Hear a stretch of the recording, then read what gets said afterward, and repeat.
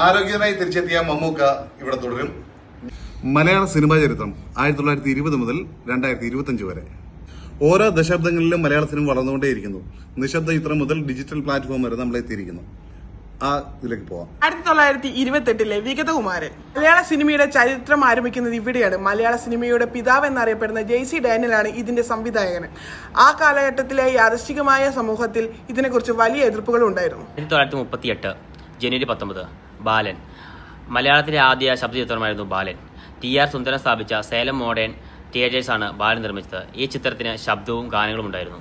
1949 വെള്ളിനക്ഷത്ര cinema ഉദയ സ്റ്റുഡിയോയിലാണ് ചിത്രീകരിച്ചത്. ഇതിന്റെ സംവിധായകനും ജർമ്മൻ ഡയറക്ടറായ JH ബേസ് ആയിരുന്നു. 1950 കലാമൂല്യമുള്ള ചിത്രങ്ങൾക്കായിരുന്നു മുൻഗണന. 1951 ജീവിതനൗക. K വേമ്പുവായിരുന്നു ഇതിന്റെ ഡയറക്ടർ. 1954 നീലക്കുയിൽ. രാമു കാര്യാട്ടും P ഭാസ്കരനും ചേർന്നാണ് ഈ സിനിമ സംവിധാനം ചെയ്തത്. മികച്ച മലയാള സിനിമയ്ക്കുള്ള ആദ്യ ദേശീയ അവാർഡ് ഈ സിനിമയ്ക്ക് ലഭിച്ചു. 1955 ന്യൂസ് പേപ്പർ ബോയ്. ഇത് ഇന്ത്യയിലെ ആദ്യ ന്യൂ റിയലിസ്റ്റിക് ചിത്രമായിരുന്നു. 1961 കണ്ടം വെച്ചക്കോട്ട് എന്ന സിനിമയാണ് ആദ്യം റിലീസ് ചെയ്ത കളർ ഫിലിം. 1965 രാമു കാര്യാട്ട് സംവിധാനം ചെയ്ത ചെമ്മീൻ എന്ന സിനിമ ലോക സിനിമയിൽ തന്നെ കയ്യൊപ്പ് ചേർത്തിരുന്നു.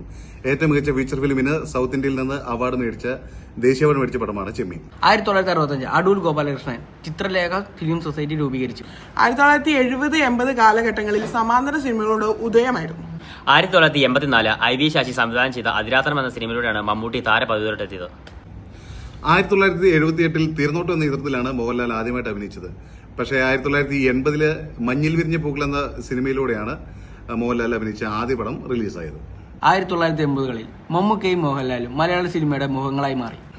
90 കുടുംബ ചിത്രങ്ങളുടെയും കോമഡി ചിത്രങ്ങളുടെയും കാലമായിരുന്നു. 1993 മണിച്ചിത്രത്താഴ് മലയാള സിനിമയിലെ എക്കാലത്തെ മികച്ച ചിത്രമായിരുന്നു. 2000 കാലഘട്ടങ്ങളിൽ ഡിജിറ്റൽ യുഗത്തിന്റെയും പുതിയ തലമുറയുടെയും ഉദയമായിരുന്നു. സാങ്കേതിക വിദ്യകളിൽ കൂടുതൽ മാറ്റങ്ങൾ വന്നു. 2010 കാലഘട്ടങ്ങൾ ന്യൂ ജനറേഷൻ ഫിലിമിന്റെ കാലഘട്ടമായിരുന്നു. 2019 ലിജോ ജോസ് പല്ലിശ്ശേരി സംവിധാനം ചെയ്ത ജല്ലിക്കെട്ട് എന്ന സിനിമയാണ് ഔദ്യോഗിക എൻട്രി ഓസ്കാറിലേക്ക് ലഭിച്ച മലയാള സിനിമ.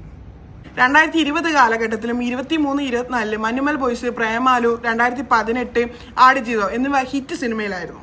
2025 പകുതിയായപ്പോൾ തുടരും, ആലപ്പുഴ ജിംഖാന, എമ്പുരാൻ എന്നീ ചിത്രങ്ങൾ ഹിറ്റ് ചിത്രങ്ങളിൽ ഇടം പിടിച്ചു. ആരോഗ്യമായി തിരിച്ചെത്തിയ മമ്മൂക്ക ഇവിടെ തുടരും. ഞങ്ങളും തുടരും.